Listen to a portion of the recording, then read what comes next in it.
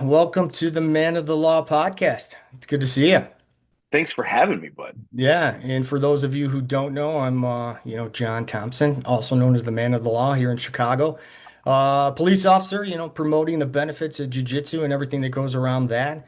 And I got to meet Ben Stark in Florida. I was a guest on the Jiu-Jitsu Dummies podcast, and you were the co-host there. So Yes, sir. I had kind of known you, a little bit just from, seeing your stuff on Instagram, but I kind of, didn't kind of know your whole history. I knew you were, professional MMA fighter and you were, I remember, I think you were on the Ultimate Fighter hmm 11 also. So, I know you have been doing this a long time and, you're a, high level, black belt and MMA fighter. But, what I didn't know is a lot of stuff once I started looking back. So that's what we'll kind of talk about today. So Sweet.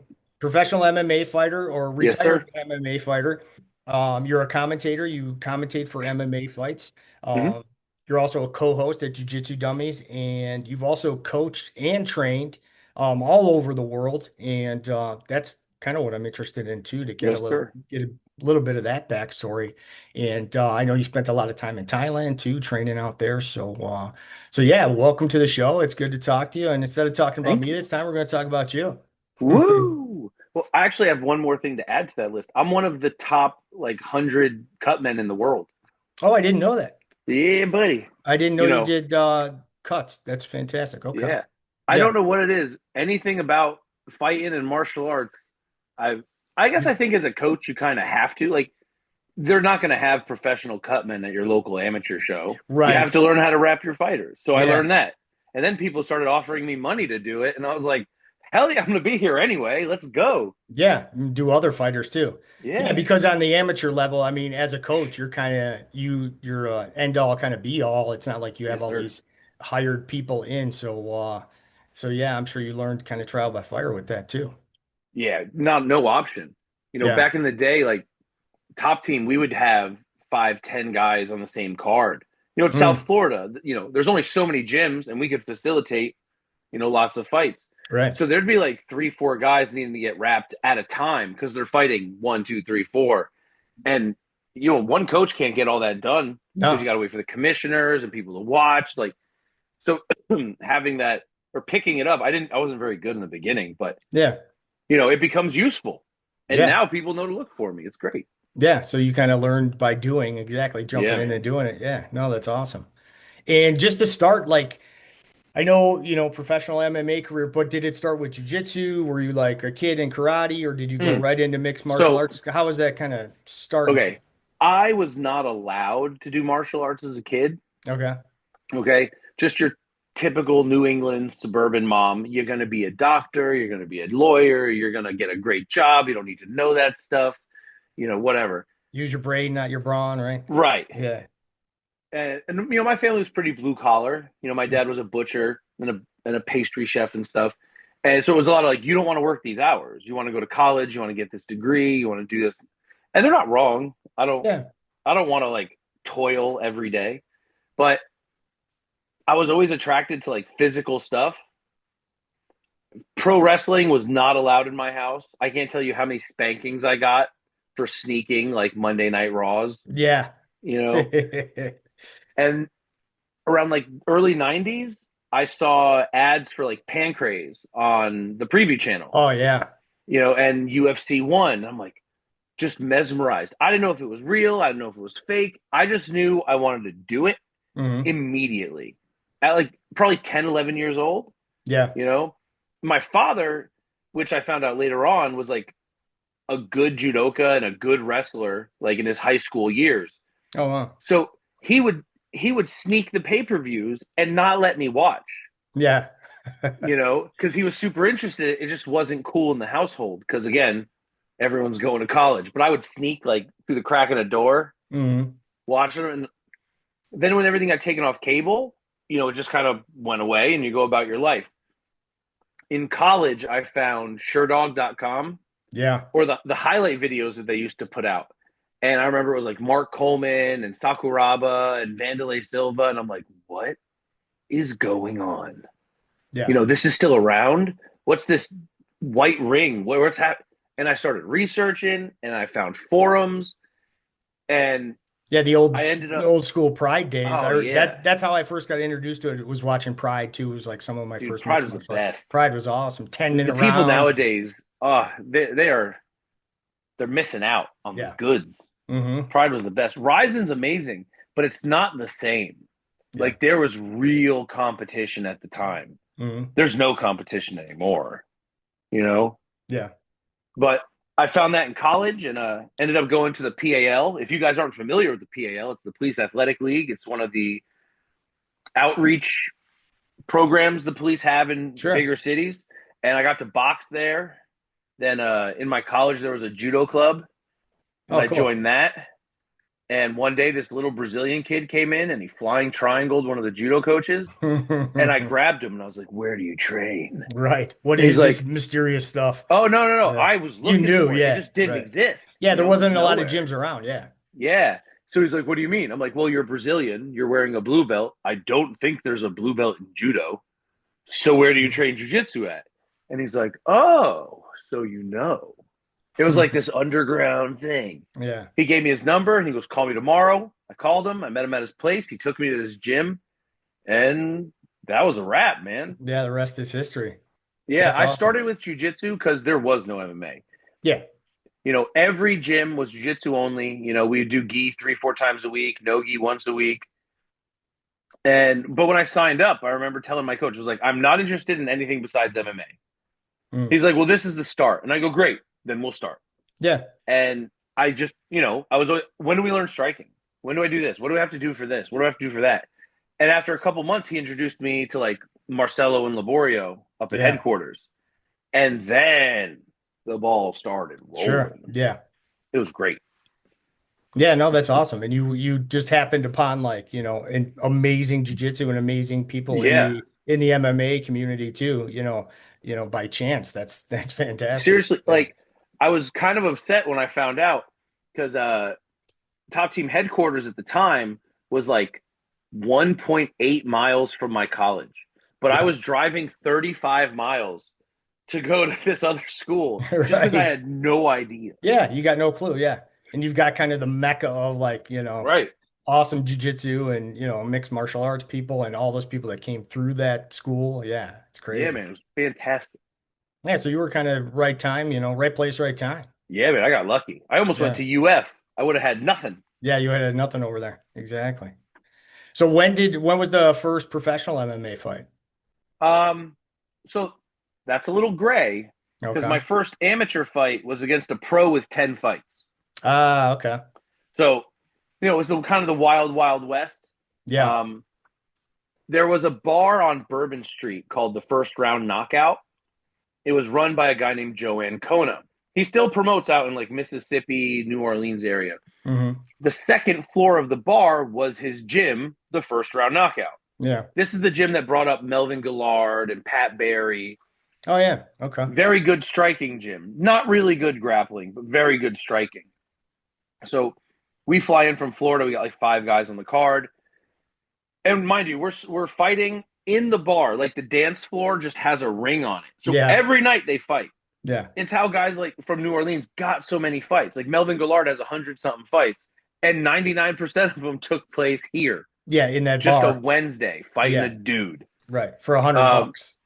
Maybe. if we Right. fought for nothing. Right. Here's some food and maybe a beer at the end, right? Yeah. Yeah, if that, they Right. covered the hotel, Right. you know, and so we get there, and there was an entire team from Mississippi that didn't come. Like they broke down on the way or something. My opponent was one of them. So he tells me, he goes, "I got a guy. He's a little bigger than you. I was 213. He was Mm. 240. Yeah. He's a little bigger than you. He's a little older than you, but he'll fight you." And I just turned to my coach, Laborio, and he just goes, "Yeah, we're here." I'm like, "Okay." Yeah. I fight him. He was greased from the top of his head to the waistband to his back. Like I'm a guard player at the time. Yeah, I'm he's covered in climbing, Vaseline. Yeah. dude, Yeah. heavily. Hmm. And so I go, well, if we're cheating, so I like Spider-Man his gloves, Oh like yeah. 2 fingers in, and Yeah. I'm pulling stuff. Like if I can't hold on one way, I'm gonna hold on another. Yeah. He turns to the ref. He's like, "He's holding my glove," and I punched him. Like I put my glove in his mouth, and then he goes, "Hey," and he starts hammer fisting right into a triangle. Mm. I'm like, oh crap, I won. It's great. I look him up later. He's a K1 USA heavyweight champion or heavyweight winner multiple times. Oh wow. Like very successful Yeah. striker, like 40-8 or something like that. Good thing you took it to the ground. Yeah. But then I saw his MMA record, which was 2-8. I Mm. was like, oh, this guy can't grapple at all, which Yeah. made sense because he really couldn't. But then we got absolutely plastered on Bourbon Street, Mm. and hand grenades are delicious. Yeah. Yeah. That's Oh, that's good stuff. The early days of mixed martial arts. And yeah, Oh it's man, there yeah. wasn't a commission. Actually, there wasn't even a commission in Louisiana. I fought there in like 2010. Yeah. No commission. I brought my blood work, and a commissioner goes, "You boxed in?" I was like, "No, no, MMA." She goes, "Oh, we don't need that." Yeah, you could do whatever you want. Yeah. Yeah, Right. jeez, Yeah, that's not crazy. coming back here. Yeah, in a lot of states it was like you couldn't even fight. It was illegal in a lot of states. And yeah. Yeah, So yeah, like the polished form of everything now, people kind of missed out on that kind of craziness of, how it began and how it got started, but you were kind of there these from the kids are beginning. spoiled. Yeah. They're gosh darn spoiled. You couldn't even train really mixed martial arts. You had to find a wrestling coach, you had to find a boxing coach, Yeah, and you had to find somebody good in Muay Thai. Like you had to kind of find all these individual, places, I'm yeah. sure. And And let's be honest, good luck. right, exactly. Good Right. luck having them within the same city Right. or tri-county area. And paying for it and the time to do it. Yeah, and Exactly. Right. each one wants 100, 150 bucks, and this Sure. is like 2001. Right. You Yep. know, prices haven't changed that much since, but you're gonna have three memberships, and each one's 100. Dude, you're Right. not making any money. No. Yeah.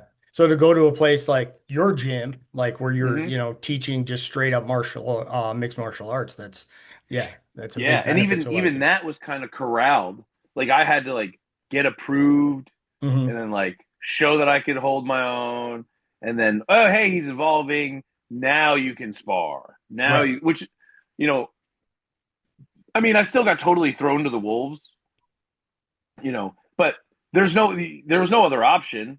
Yeah. I'm on the team. I earned my spot on the team. My first big spar just happened to be Jeff Munson, Yeah.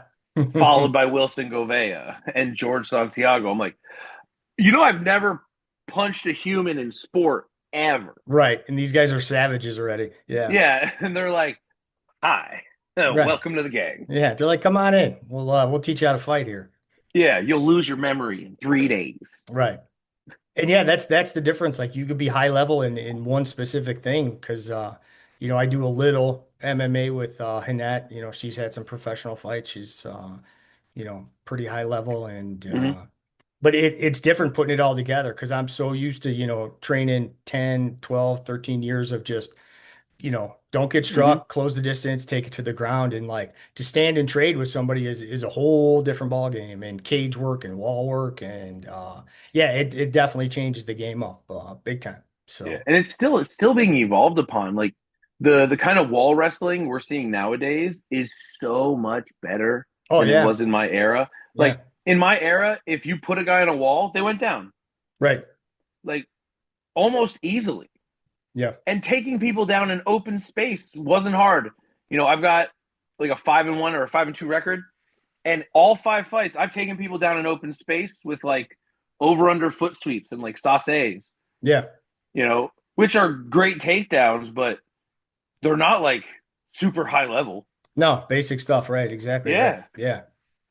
Yeah, now it's a whole different ball game out there and the skill level of, the amateur fighters and these younger fighters coming up Oh is my God, is amazing. bro. Yeah, men and I'm women. calling these Yeah. fights. They're Yeah. insane. Yeah. I watched two 19-year-olds fight for a Muay Thai title on Saturday at a Hmm. Combat Night Orlando.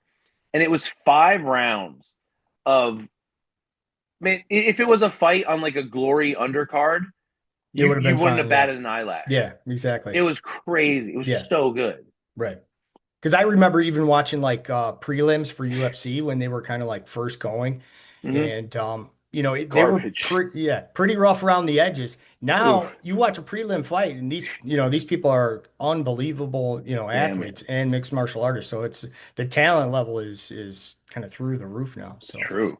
so And they're yeah, starting so young. Yeah, and they start at that young age, and then it's Yeah. just they take right to it. Yeah. I have a 17-year-old who's 2-0 in full contact. I think 7-0 in like point kickboxing. Only hasn't fought MMA because it's illegal till he's 18. Right, right. One of the shows I called this weekend, there was a 16-year-old and a 17-year-old that like they look like collegiate athletes, like in build. Mhm. Like, dude, are these kids getting homeschooled to train more? Like, Yeah, is like is where do they have all this time to do this? right? Right, yeah. Like, is jujitsu and MMA that big, or is kickboxing that big in this region? Yeah. Like, And I think it is. I think it's taken off. Yeah, I think it really is. And I people mean, are, I'm looking forward to it, but yeah, whew, it just tells you, man. Like, John Jones is going to be considered mid in like 15 years. yeah, yeah. That's You crazy. know, the only one who'll keep up is Demetrius Johnson, the best of all time.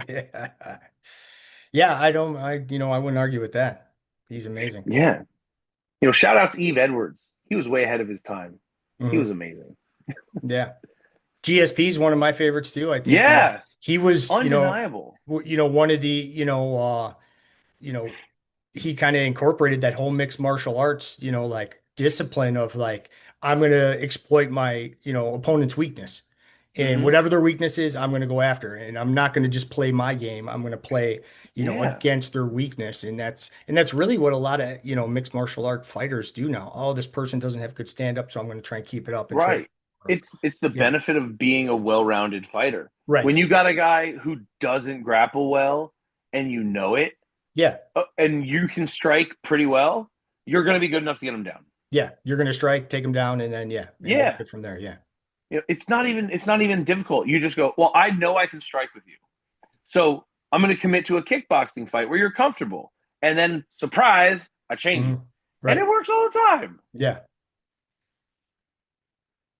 So Yeah. let's talk a little bit about, you fought internationally Hmm. and you've kind of coached in a big part. So what was, I'd say, the cultural difference between like, Hmm. training here in the US and training in Thailand and other places and kind of, you know, So what was that experience like? the first thing I noticed was Crayonchi culture doesn't exist. Okay.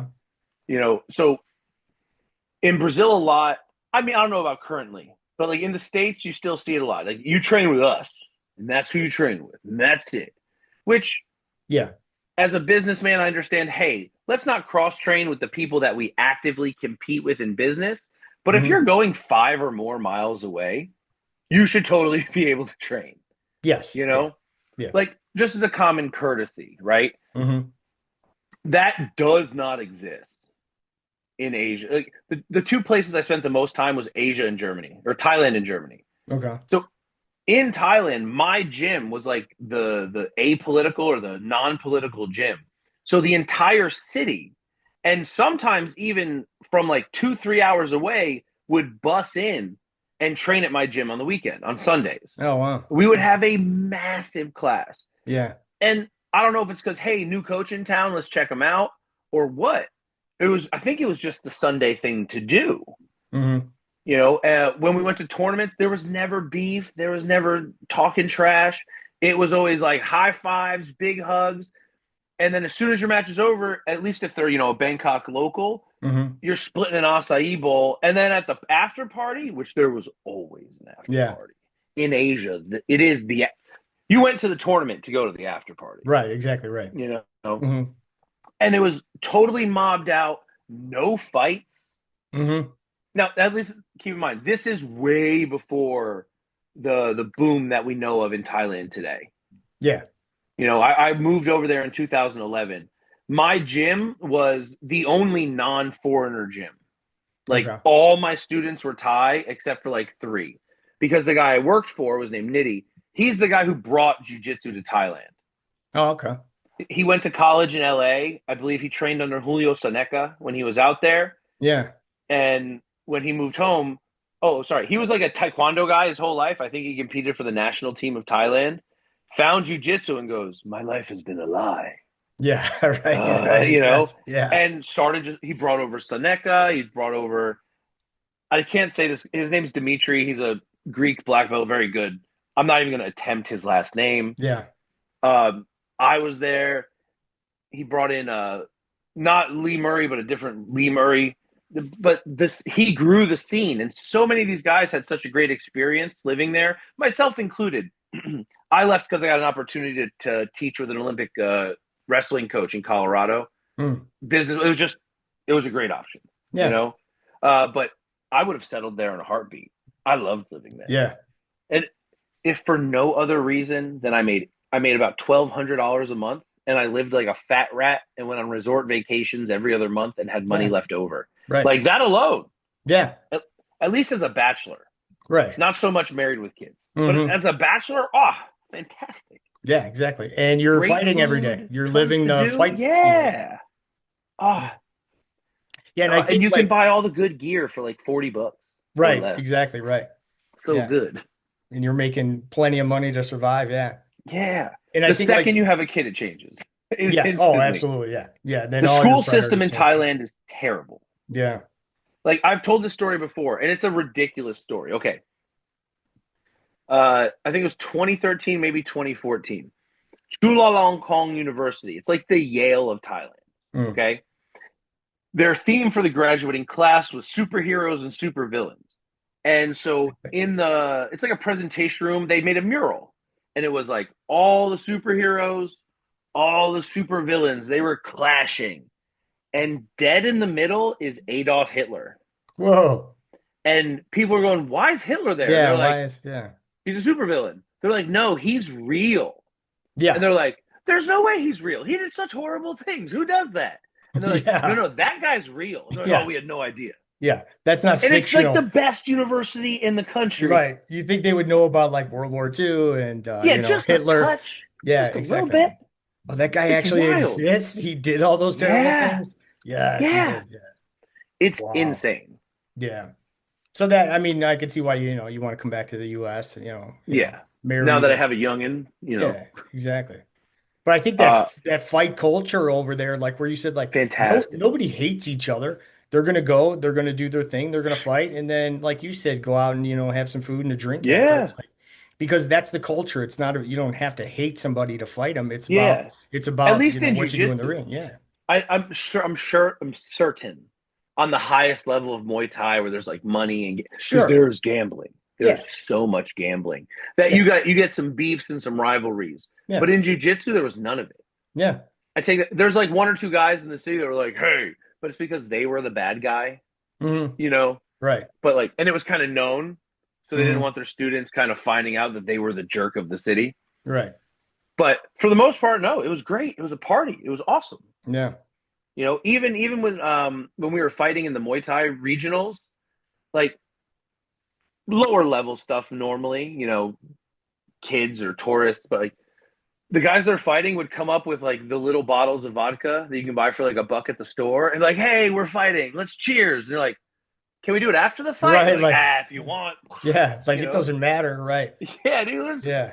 We're gonna get like dudes wouldn't even wrap their hands. They would just use cloth wraps and just let's go, boo, boo, boo, get out of here, go back to work. Yeah. That's crazy. It was wild. Have you ever seen that Ultimate Fighter episode where like GSP brings in his like Muay Thai coach? And he's like he was out drinking wine, I guess, all the night before Yeah, and smoking Jean Charles cigarettes. Skarbowski. Yeah, smoking cigarettes, and then he just destroyed everybody there. And he's like half Yep, hung over, smoking cigarettes, and yep. he just destroyed everybody Yeah, there. It's like, he took to the what? lifestyle.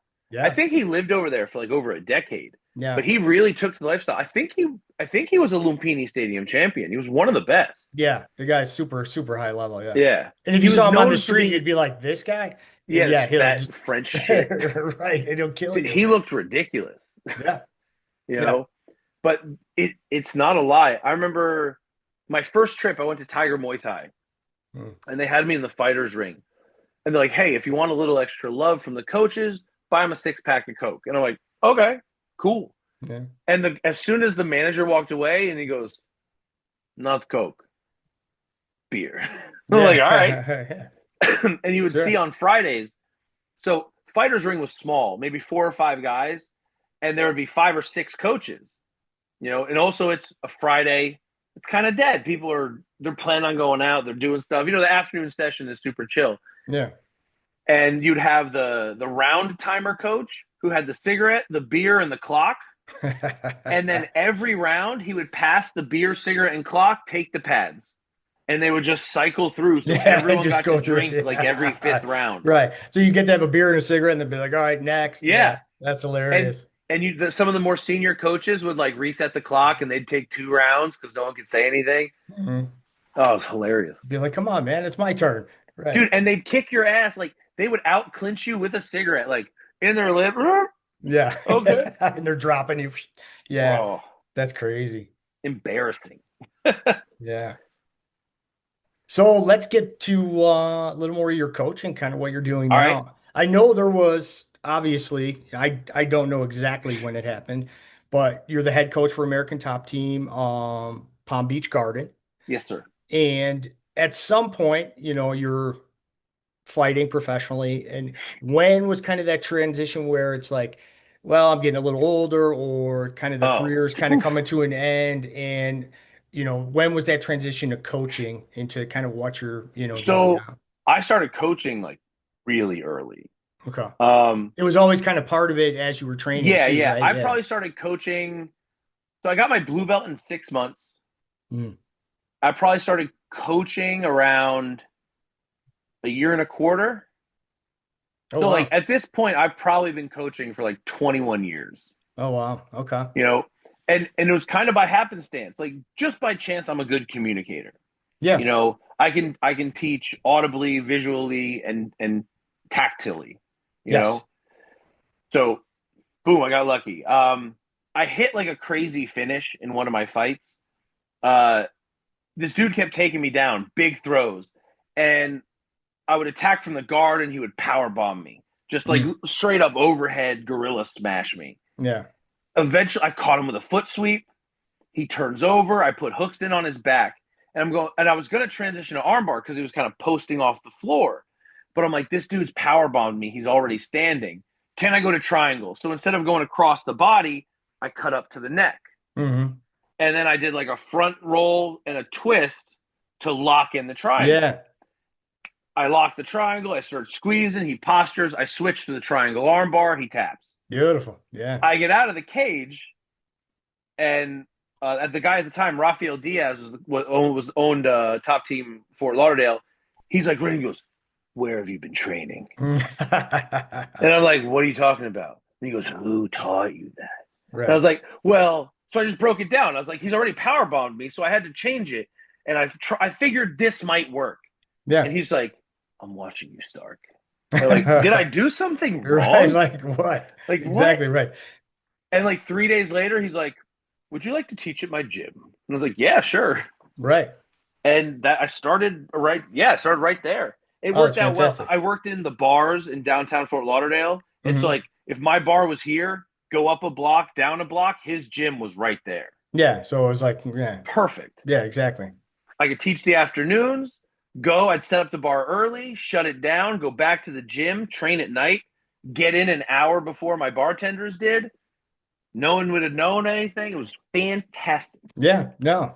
That makes a difference too. And Oh, it's great. coaching is different. Like Yeah. you got to kind of want to be able to do it and enjoy it, and communicating to other people is a big part of it too. Yeah. It was funny. As soon as I started, I was like, oh, this is what I'm going to do. I Yeah. just knew it. Like maybe a month or so in, I was like, I am way better at this than I am at competing.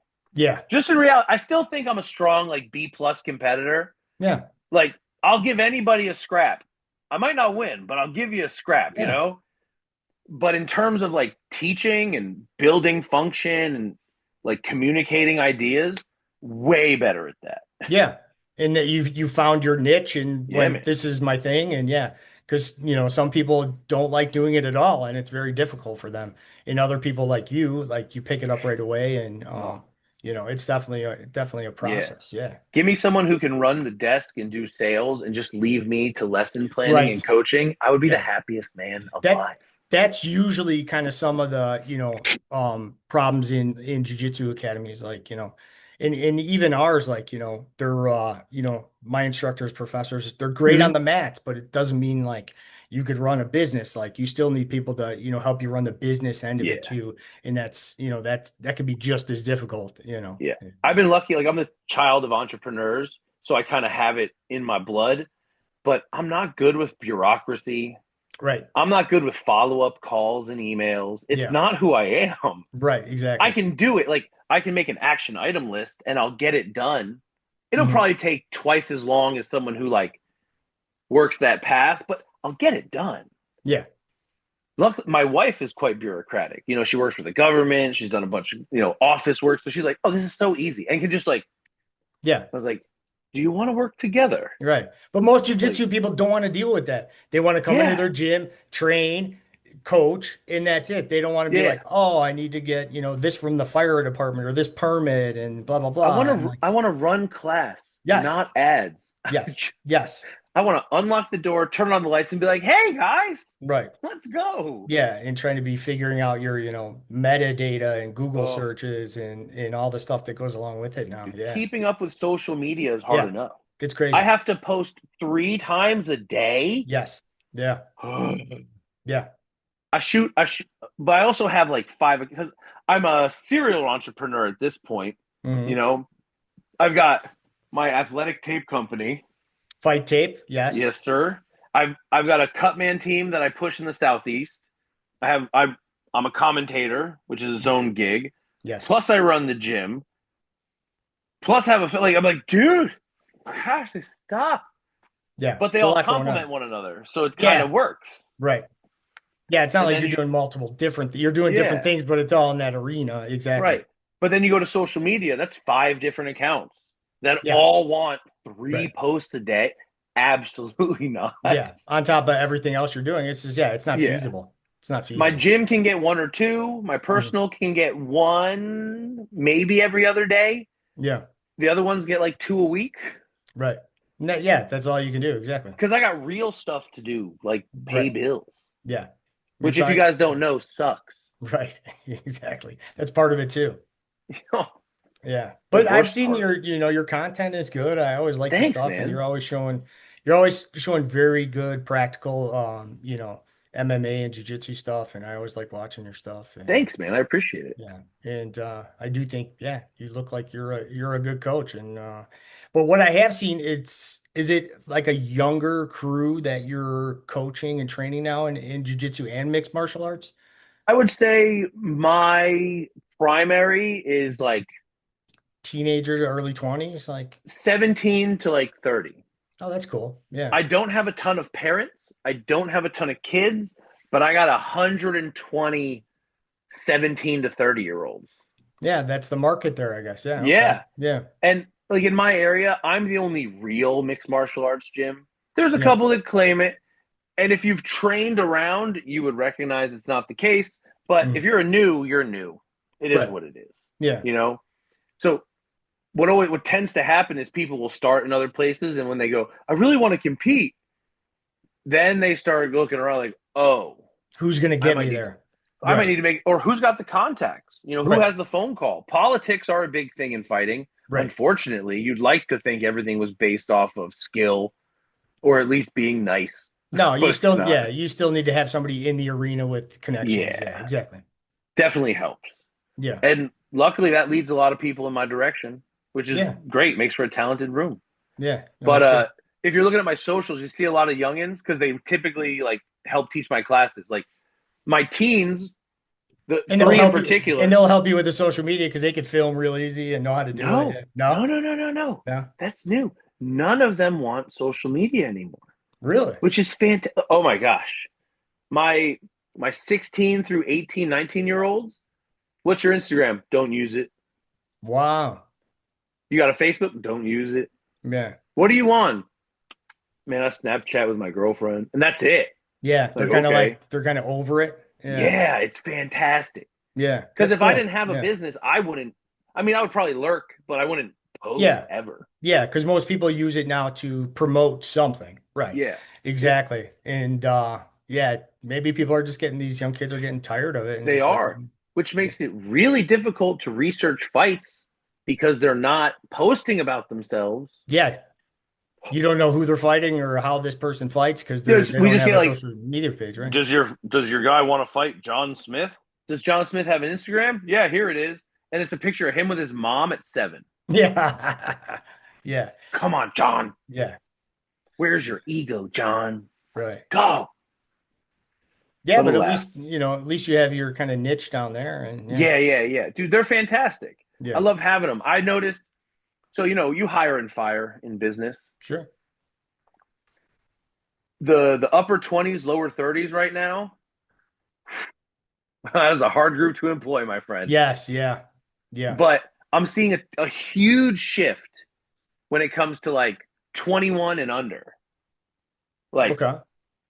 I got like I took them with me this weekend. Like, they come up, they're training, they want to compete, then they want to fight. Now I've got one guy who's kind of taken my track. He's a really good pad holder. I've spent the last 6 months teaching him how to wrap hands and work shows. So now I have like a little gang of teens that like, this kid works cage crew, this kid wraps hands. That's awesome. This like I now got kid like we had a kickboxing tournament yesterday.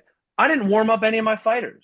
My senior fighters or my senior amateurs are warming up my new amateurs. Oh, wow. Talking like, and it's a whole different level of relating. Yeah. I'm in my 40s. Our experiences are different. In Yeah. my world, all these kids are, pardon my language, pussies. Yeah, they haven't done anything yet. Yeah. Right. Yeah. Like, and most of that's just because of how organized and scientifically sound we are currently. Right. Like, CTE is bad. In Yes. my generation, it was like, don't be a bitch, go get your head Right, banged on. exactly. Right. You Yeah. know, like, okay, Shake it so off. Right. Get in yeah, there. but they're learning so quick, they're Yeah. evolving. Like, I one of my kids, Kurt, his dad this weekend was just posting a clip of him hitting pads at 13 when he first started, Hmm. to another clip he's on vacation with his family in Canada hitting pads with Sam Stout. Yeah. Then him winning a competition here, doing this there, getting ready to like. Well, it's like they're totally different humans. Yeah. It's so cool to see. Yeah. And that they're that interested at that young of an age to be that dedicated and into it. Yeah. Yeah. Because usually kids kind of flake out on stuff and they're like, I want to do this, but I'm not really into it. And yeah. I don't know how it is in Chicago, but here it's always based on the parent, right? Like, Hmm. my first location was in a very affluent area, Yeah. and the parents would come in, sign their, oh, my kid needs dedication and discipline and hard work ethic. And then 2, 3 months later, they're like, Timmy would rather just play a Switch, and it's really difficult getting in. And, I'm like, well, didn't you bring them here to learn about discipline and dedication and hard work? Yeah. Not quitting All, something. yeah, Right. all that sucks. It sucks to do until you get the lesson, and then you're like, oh, I get Yes. it. Yeah. It doesn't sound like your kid has the problem. It sounds like you have the problem Right. I because think it's that's in a your lot of mixed job. martial arts, a lot of mixed martial arts too. Yeah. Yeah. And It's your because it's, job to be yeah. like, get in the car. Yeah. Like, my parents was always this. We signed you up for baseball. Yeah. You just have to finish the season. We're not going to pull out in the middle. We Right. paid for it. Yeah. You're And you going. go, oh, Yeah. you did pay for it. Okay. Yeah. And I Come. hated baseball Right. every season. And they just kept signing. Oh, so I forgot. You hadn't Hmm. told me. So then I got smart. I'm like, I hate baseball. I don't want Right. to play it. And Yeah. like, well, I couldn't hear you. I'm so sorry. I signed you back up. Right. But you had to finish, Yeah. and I say this and I mean it and I believe it to be true. If your kid who doesn't want to go finishes their contract, hell, does half of it, 6 months of your term, if they still hate it and you've been bringing them consistently 2 to 3 or more times a week, take them out. Yeah. Take them out. Most kids are going to grow so much within that 6, 8, 10 months. Definitely the first year, they're going to be unimaginable. And the parent would be foolish to pull them out if they can recognize what they're getting out of it. Right. Exactly. Don't do it after the first couple of weeks where they're like, this is hard and difficult. Yeah, it is. And that's why you That's got to why stick you're with, yeah, doing it, exactly. Right. And that's why for we're here. sure. Exactly. So I think Was there I is a combination of the mhm, parents and the kids where it's, definitely, yeah. And they're like, well, and I it's don't, way more on the parents than we want to admit. yeah, Because who sure. drives? Right. Me. Yeah. So like I'm lucky. My daughter hated. She didn't want to do this at all. Getting her in a kimono was impossible. Yeah. Impossible. She trained for like 6 months in just shorts and a t-shirt kind of stuff. Fine, you're four, no big deal. Right. But we were getting more and more kids in the class. I'm like, everyone has to wear a kimono. Yeah. We can't just be new all the time. And then thank God for the 16-year-old girl in my class having a cute violet kimono. And And then your every little daughter's like, girl, hey, I want that. Right. oh, she wanted the exact same one. And Hmm. I shopped, and they don't make it in kid sizes. So I found the closest thing I could. Yeah. And oh my God, dude. She took it out of the package. This isn't the same one as Kelsey. Right away And she like, knows. I know, baby. They don't Right. make they don't make it in your size. I had to get a different one, but it's close. Yeah. And props to Tatami. They put a little jujitsu girl with butterfly wings and a Mm. fairy princess thing. Fairy princesses put a gi on her, and now she's a Yes. savage. She's Yeah. tight waisting 7 year olds and like arching them, not Yeah. not throwing them, but like gator rolling. And I'm like, let's go, you little savage. Yeah. It's so cool. It's great to see the kids pick it up. And we have like a no-gi competition class for our kids on Hmm. Friday nights. And then I teach the law enforcement right after. So I usually get there, I get dressed, and I'm like watching these kids, and I'm like, their fundamentals are fantastic. They're grappling, collar ties, good It's takedowns, double great. legs, singles. I'm like, these kids are fantastic, and they're like 7 and 8 years old, and like they know a lot more than like most adults out there. And they pick it up so fast. Yeah, exactly. Yeah. Like, I'm definitely way better with adults than I am with kids. But that's Yeah. where I started. Competitors, fighters. Sure. My time in Germany was just working with savages. Yeah. You know, very cool. But then like, oh, you're four. Right. Yeah, I have to change up my teaching style a little bit. Yeah. Yeah. Like, I think the ecological argument that's been going on recently works Yeah. super good for kids because it's Yeah. all games. It's It's all all games. Yeah. play. Yeah. Yeah. And it's I still do that in my classes too. I didn't, I'm not I don't hate the ecological, but like I follow Kit Dale too, where it's, Hmm. he calls it He was task. like the first guy, Yeah, Kit right? Dale, Kit Dale was doing ecological way before, like, and it was called, task based Yeah. games.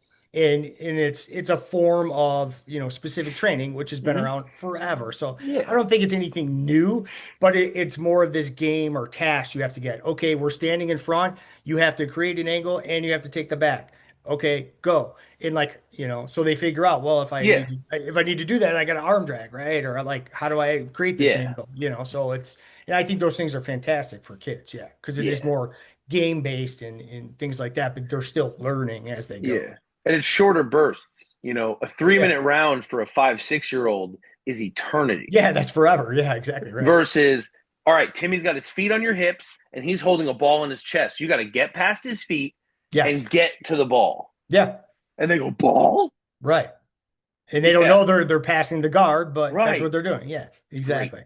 Yeah. Love it. And I think part of that, because I've been coaching for a short period of time and kind of like this podcast, I just jumped in with both feet and just kind of figuring it out as I go. I'm But jealous of you, man. I wish I had done it a long time ago. no, yeah, jump on in. Yeah.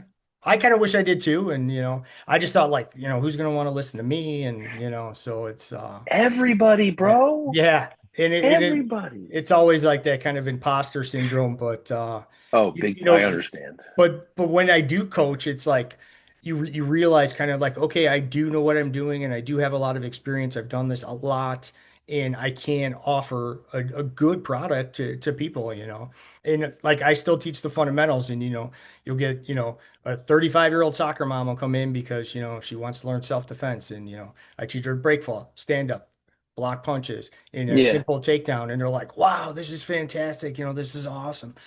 So that really makes my day. Like training, teaching an advanced class, that's easy. Like, everybody there is high Yeah. level and they just, specific training, go, drill, boom. But, try teaching, a 17-year-old kid and 35-year-old soccer mom. So those have been like the fundamental classes are really harder for me to teach. And you Yeah. really have to, change up your style and, be a lot more attentive, I think, too. So And it's, way nicer. Yes, exactly right. So Exactly. you guys do a weekly LEO class? Yeah, Friday night, every Friday night. It's been 2 years now. I started it 2 years ago, and it's mainly Chicago police officers, but we Hmm. have we got like a Metro officer. We have Metro Yeah. Police here, and so Is it's it open. free for all? Do they have to become members? We just charge if they want to just do the law enforcement class. It's like a smaller price. Yeah, yeah, yeah. Yeah, and then if they want to do fundamental jujitsu and law enforcement, they have like a big discount where Yeah, it's X amount yeah. per month, and Gotcha. then you get discount on the gis and stuff like that too. That's cool. Like I Usually work with what Adopt a happens is Cop. usually what happens is they take my Friday night and they're like, I need more, and they sign up for fundamentals, and that's, Yeah, and then it kind of combines with it too. yeah. It's got to be great having it run by a police officer who knows the rules of engagement. Yeah, because I'm You on the know? street every day. I still Yeah, work patrol, so it's like I literally know in Chicago they're called general orders, like what we can and cannot do. So like I'm going to teach you yeah. something that I'm doing on the street too, because I don't want to get fired either. So Right. yeah, so to know our procedures and what happens in the ins and outs of police work definitely helps. Yeah. Yeah. Like I have police officers in my gym and we've talked about doing like an LEO program, Hmm. but I don't know the rules. Right. Yeah. So I'm very reliant on them. Yes. And just like with most police officers, schedule is an issue, Yeah. Absolutely. Yeah. but I've got two police stations within, I mean, one is 2 miles away and one's like four and a half.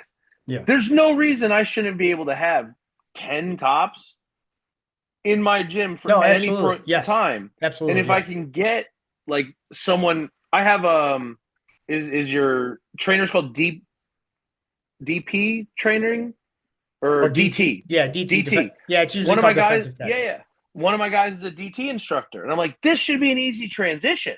Yeah. Like, just get the boys in the room. Hmm.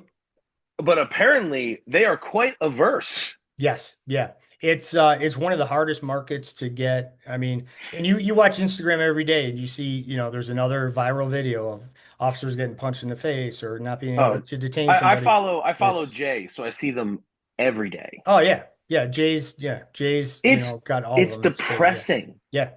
And just Cause, basic stuff. and Basic, some of basic them stuff. don't look like they don't look like the cop you make fun of, the fat guy. They look like No. fit dudes, Yes. and they're just clueless. Yes. And I know plenty of people that are in fine shape and could run and sprint and do all this other stuff, but they have no concept of fighting or grappling. And if you've never grappled another human being, when you lock up with somebody, it's going to be fight or flight, panic, and, one Hundred you're percent. not going to know what to do unless, like Jay says, unless you have a trained response to your use of force, it's going to be a problem. Yeah, And why officers still don't train? It's like this is the $1 million question of like, you know, there's gyms all over the city, and yeah. I'm here in Chicago, and like I'll have maybe 8 to 10 people in my class, and that's okay. But I mean, there should be like 50 in there. You know? My whole thought was this: if you take a small piece of your budget, Yeah. 35 to $45,000 a year, you can get a guy like me to just set up shop from 9 to 10, 10 to 11, whatever, 3 to 5 days a week, and just teach jujitsu in the station. Yeah.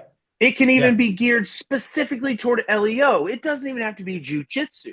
Yeah. But I would think it should be mandatory for certain levels of promotion or certain Yes. jobs. If you're a desk jockey or you work forensics and you're not dealing with people, Hmm. whatever. Right. But if you're dealing with people, 2 sessions a week is mandatory work Yeah.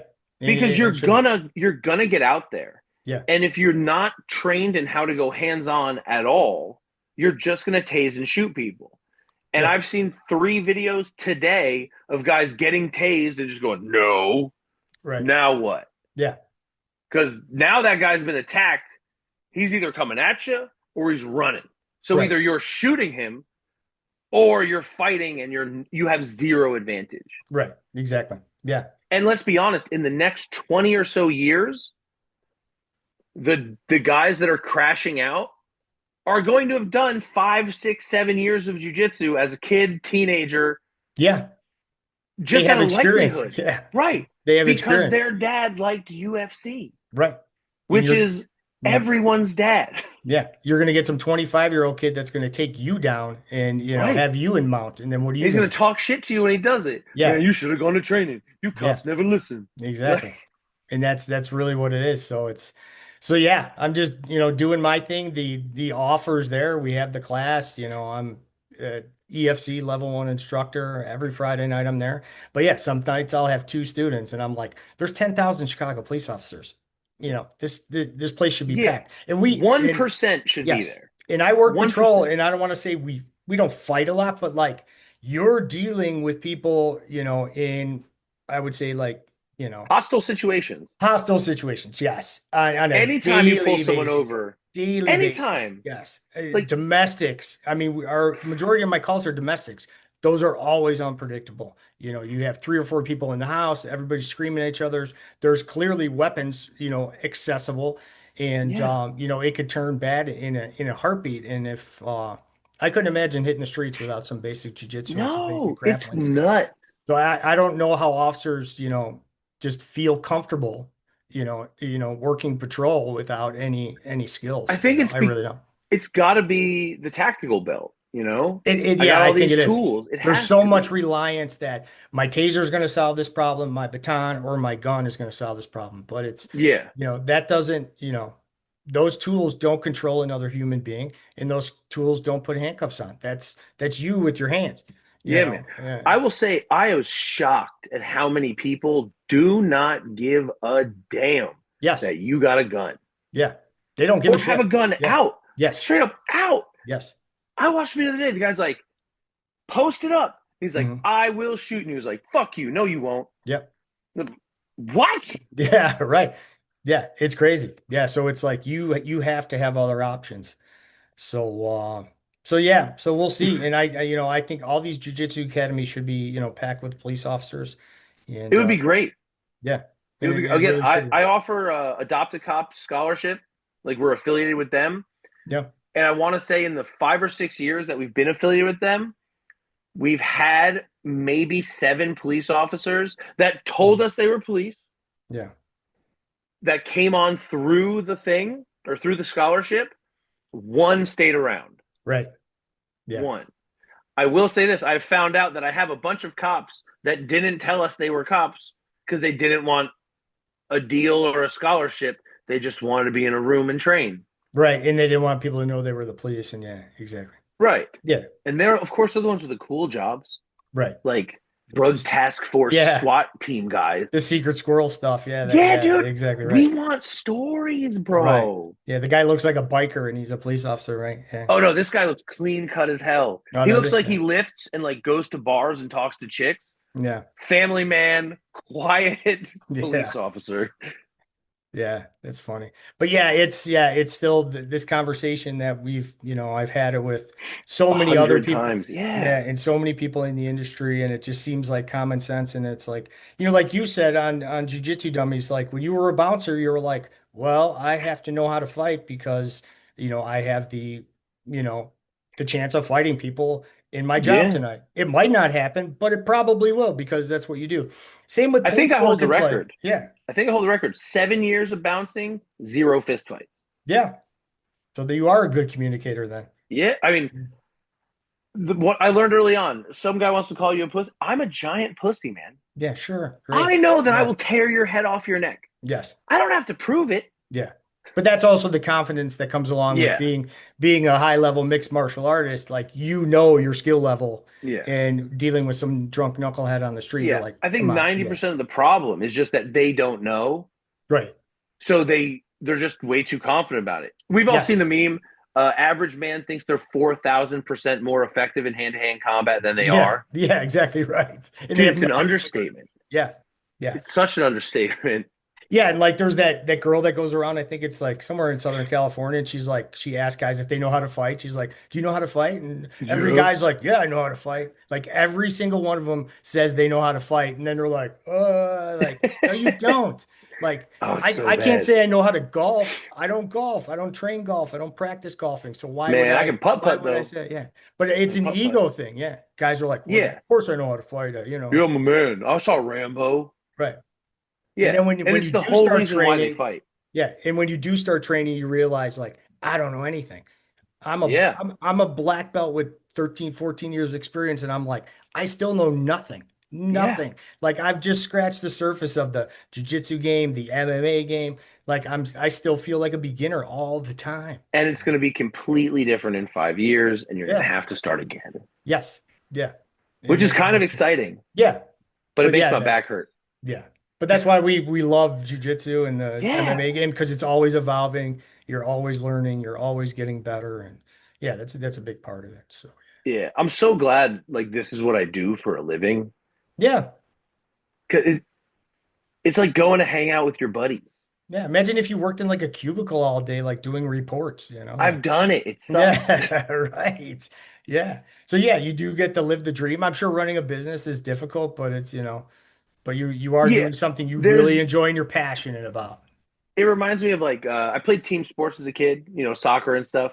Mhm. And I enjoyed soccer, but I hated the fact that while I'm playing my position, everyone else can screw it up for me. Yes. Yeah. You know, I Yeah. did a great job this Yeah. game. Hmm. You guys fucked it up. Right. But with this, it's me. Yeah, And it's on that's you. sweet. Yeah. And I Because, love that aspect of jujitsu too, because it's like, you have to get up out of mount. If you're getting smothered, it's on you. Nobody's coming to help you. Nobody's coming to save you. You yeah, got to do it. Yeah. it's the most rewarding part of it. And within the business, it's the same. Hmm. You know, if I don't run my ads well or hire someone to do them well, I'm going to get less influx. If I don't go to the school and make the contact for the partner education, it's not going to happen. You got to do it.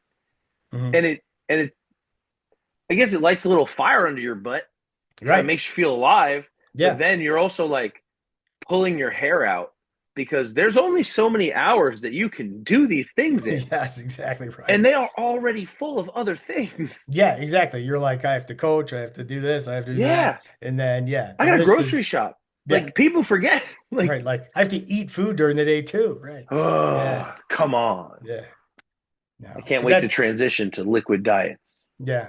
in Well, the maybe you'll get Matrix. big enough where you could hire a bunch of other people to do this stuff for you. Man, that's the plan. Yeah.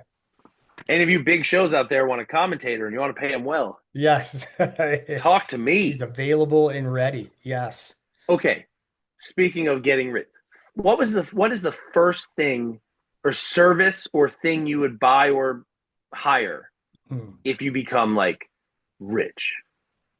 Oh, I would love a full-time chef. Absolutely. My Yeah. man, Yes. that is the only Yes. correct answer. Yes. That is the first thing. Yes. Full-time Oh, chef cooking all my healthy, good meals, 3 meals a day. Absolutely. That'd be fantastic. Yeah. definitely. Yes. That's a huge one. Huge. Yeah, Like I can clean up my house and 100%. stuff. Like I can figure that out. Yeah. But like I'm Yeah. not cooking good meals for myself. Yeah. I agree with you on that one. Oh, the amount of time. Hmm. And I mean, I cook a decent chicken, Yeah. but if I'm just baking 3 to 4 pounds of chicken at a time, it's gonna be plain Yeah. Yeah. If because we you're don't have the time. If you have the chef, Yeah, every each time it's gonna be meal, yeah, oh, is it'll hit your macros and taste good. yes. Ah, come on. What I'm talking about. Yeah. No, I agree. Yeah, maybe Yeah. we'll get to that point one day where we can have Uh, personal chefs. and with that, be sure to follow this podcast, Man of the Law. Yes. Do you have t-shirts out? If you don't, get a t-shirt. Yes. I gotta start getting t-shirts out too. Man, Yes. I'm drop wearing shipping the sites dope. Brazil 021 today. So That is your gym, correct? Is 021 the zip code or area code? yeah, 021 is the area code of Rio. Okay, So that's why they stuck with that. Yeah. So gotcha. It's a uh, cool name. yeah, Brazil 021. I So, like it. yeah. So yeah, before we go, before I Hmm. let you go here, I know you got some stuff going on today and work your nagging injuries, right? I saw you Uh, are. Is that you did some promotion for that company too? Is that what you're doing? For your injuries? So I've done quite a bit of Yeah. promotion because I've had quite a bit of injuries. The Yeah. most success I had was at CPI out in Tijuana. I Okay. got stem cells in my knees, my shoulder, and like 3 discs in my back, and it was absolutely life changing. Really? Okay. Yeah, I went over. If you're an old school jujitsu guy and you know on the mat, the Gold Company, we had connections of friends through on the mat and CPI, and they kind of knew I was a bit of an influencer. Let's use that word very lightly as Right, right. influencer, but you know what I'm Yeah. saying? I'm Yeah. around and Sure. people. So we made a deal. They interviewed me when I was there, and they posted up my stuff. And my interview turned into an ad. Apparently, has like millions of views. Yeah. You know that was awesome, but that got seen uh, by a hormone replacement therapy clinic by me. They were like, Hmm. "Do you want to do some interviews with us?" And I was like, "I am in my 40s, Yeah. you know." I'm sure my testosterone's a little low, so let's go. Yeah. Yeah. But the like my physical therapist, he's one of my students. Oh, cool. Yeah. Yeah, and miracle worker. If you're Yeah. ever in Florida and you got some boo boos, I got the guy for you Okay. for Sounds good. sure. Yeah. So And yeah, yeah, being a lifelong mixed martial artist, I'm sure you've been banged up. But I've heard good thing about the stem cell in Tijuana too. You're man, you're not the first one that I've talked to about dude, that. And I knew a guy here that had real bad back surgery and it didn't heal right. And he went down there and I think he's been doing real good since then too. Yeah. man, I had a full meniscus tear and a flip. Mm. That was 100% different in 12 hours. I Really? kid you not. Like Wow. I woke up at 3 a.m. to pee, and halfway through my walk to the bathroom, I go, there hasn't been a crack, pop, catch, Hmm. or stick. Yeah. Like that's crazy. Yeah. 3 weeks for my back. Like, you know how you do sit-ups? Hmm. I couldn't make that motion. I could not sit up straight away. I would Hmm. have to like roll on my side, wedge up, and then squat stand. Oh, wow. Right? Yeah. 3 weeks, I sat up straight like the Undertaker. Boom. Yeah. And That's I was like, awesome. what is going on? Yeah. So it works. Fantastic. Yeah. So good. No, that's If fantastic. anyone out, I say this to everyone. If you have questions about stem cells, whether you want to go to CPI specifically or somewhere else, I will tell you about my experience top to bottom. I will set you up with my point of contact at CPI. They treated me super well. Yes, it's expensive, but holy shit, did it change my life. Yeah. Straight up. If you got questions about it, message me. My handle's like here, Yeah. MMA Coach Ben. Hit me up. I will happily field your questions. It made such a difference in my existence. I can't say it enough.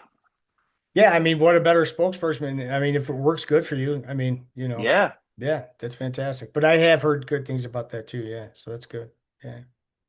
take a trip. It's great. The tacos are fantastic. Yes.